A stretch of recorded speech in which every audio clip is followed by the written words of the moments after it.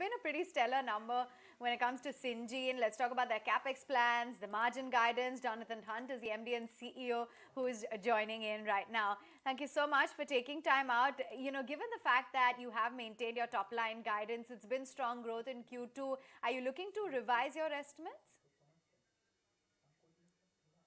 Well, you know, we upgraded it last quarter, and we took, you know, a good look at the year ahead when we did that. So I think we're absolutely on track for that uprated guidance anyway. I'm not going to comment really on the second half of the year. We're not into it yet, but it's a positive outlook.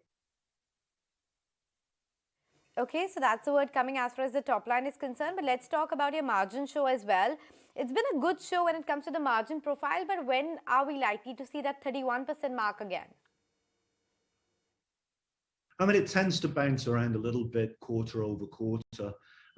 Business, we've maintained EBITDA over a business cycle. And remember, for us, a business cycle, sort of a 5-year, around 30%. In fact, consistently a little bit above it. So yeah, that's possible. I wouldn't call that any particular quarter. But our margin structures have been fairly stable, and it's a margin that allows us to create real value for our shareholders. When one goes through the P&L and the fine print, the other expenses higher.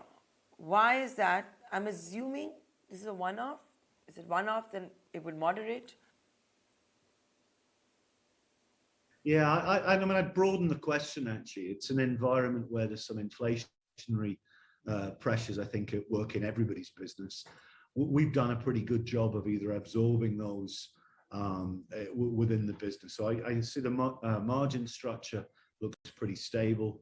And some of the things we've done with prior investments, really great example. We took the decision a couple of years ago to really switch away from fossil fuels as the primary energy source for the business and start investing much more in renewable energy.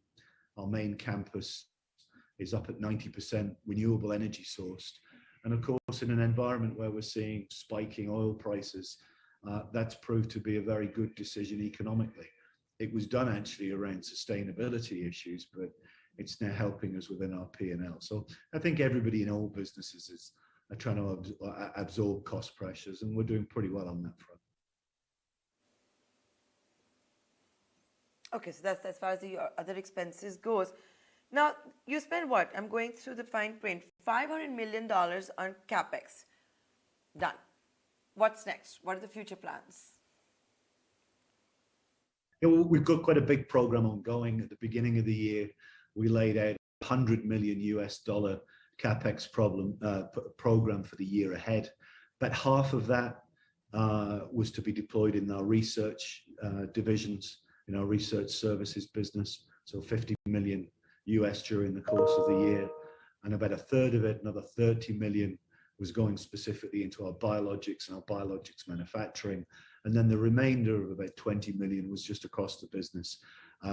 Improvements in processes, systems, digitization, automation, but deployed widely across all the aspects of operations. So you can see really us supporting the strategy, which is good investment in R&D, and then also a lot of investment into our manufacturing, led by our biologics manufacturing business. All right. Okay, let's get in a view then finally. Jonathan, thank you so much for joining and giving us a view on the Syngene numbers as well as outlook on margins. All right, let's